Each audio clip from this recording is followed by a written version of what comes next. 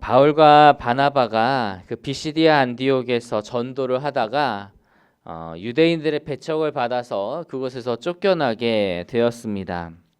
그래서 이제 그 다음 장소인 이고니온으로 와서 또 전도를 하기 시작을 했어요.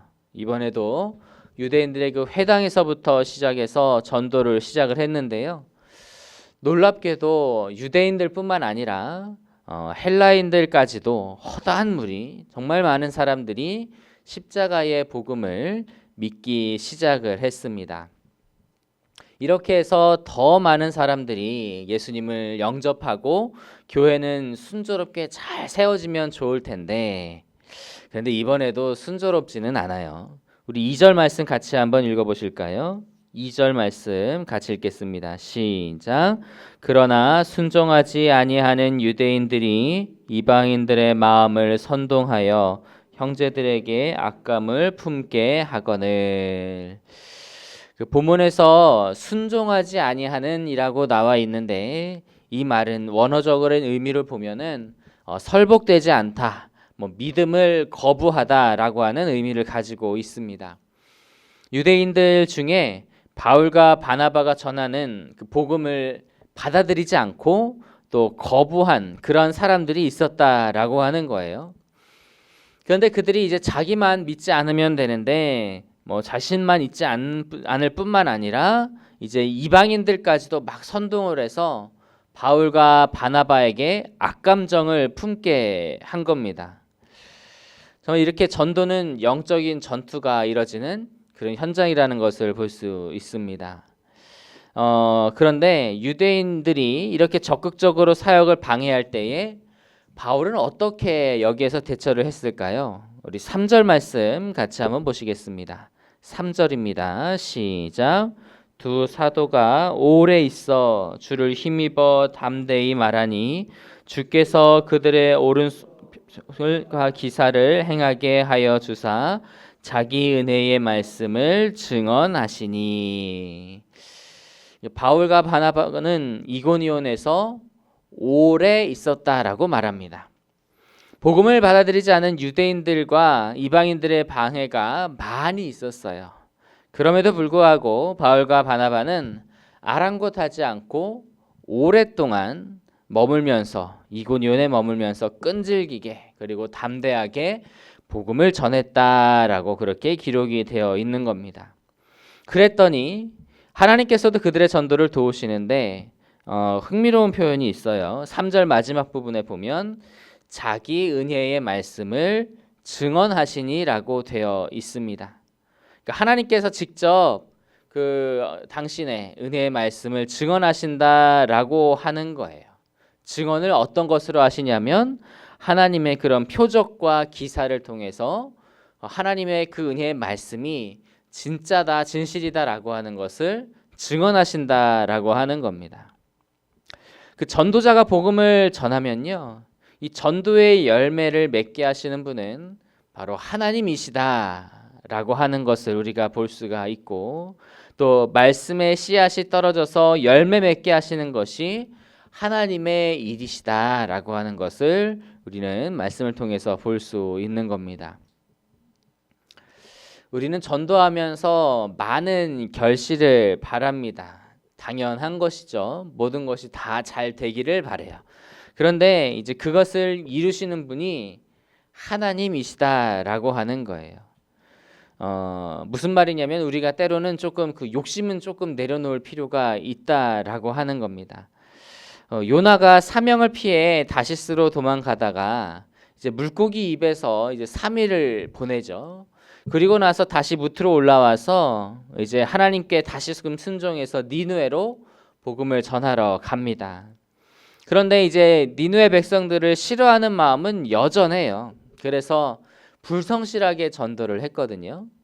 그런데 그럼에도 불구하고 수많은 사람들이 하나님 앞에 회개하는 그 놀라운 회개의 역사가 일어났다라고 하는 거예요. 하나님의 역사가 아니고는 있을 수가 없는 일이었던 것이죠. 그러니까 우리는 우리의 힘으로 전도를 성공시키고 사람을 설득해 내겠다라고 하는 그러한 욕심은 조금 내려놓아야 하는 겁니다.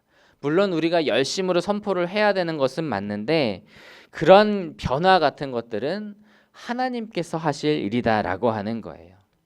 이것을 내가 욕심을 가지고 있게 되면은 내가 전도하고서 전도가 잘 되지 않으면 낙심하게 되고 좌절하게 되고 절망하게 됩니다. 그런데 우리가 그러한 것들을 마음을 조금 내려놓고 하나님께 맡기면 하나님께서 하시겠지.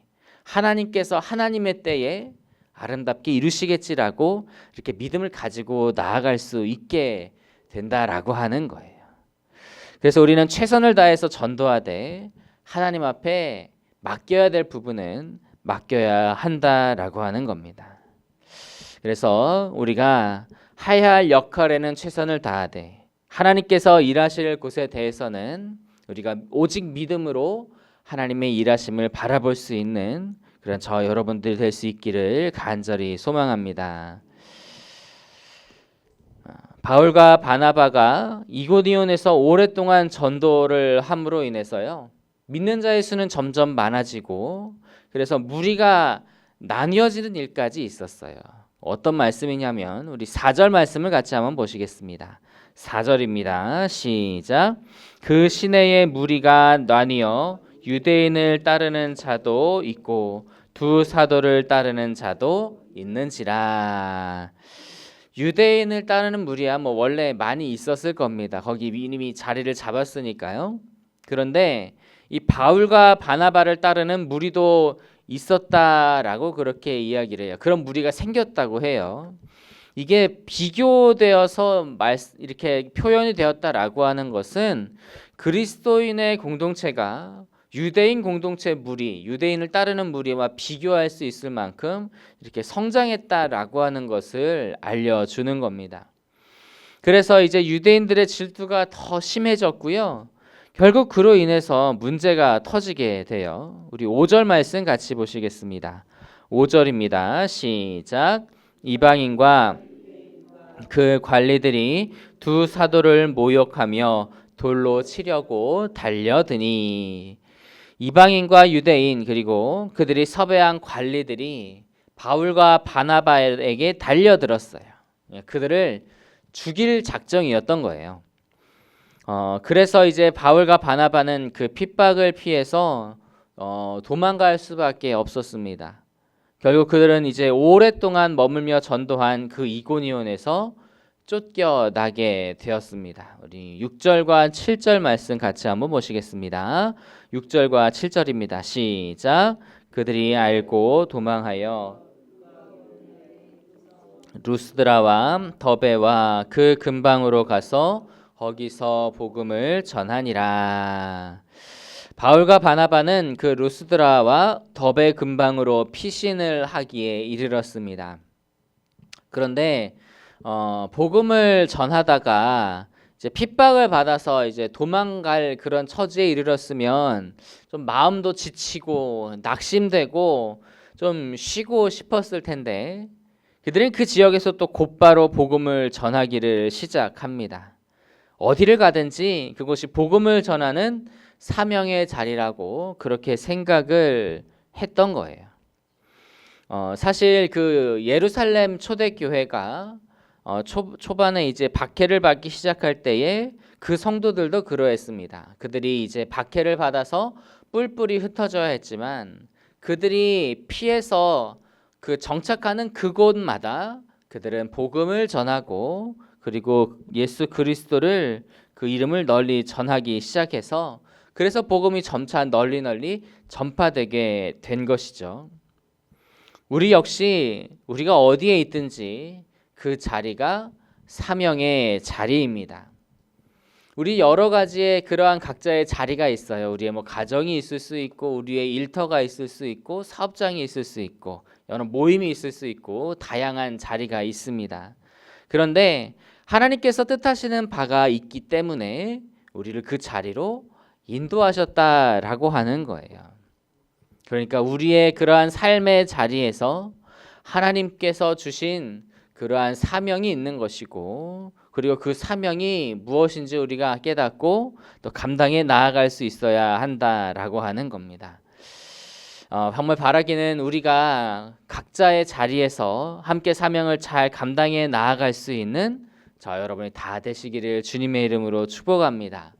우리가 그 가운데에서 열심으로 헌신하며 나아갈 때에 하나님께서는 분명히 우리의 그러한 손길들을 통해서 우리의 그러한 사역들을 통해서 아름답게 일들을 이루어 가실 줄로 믿습니다.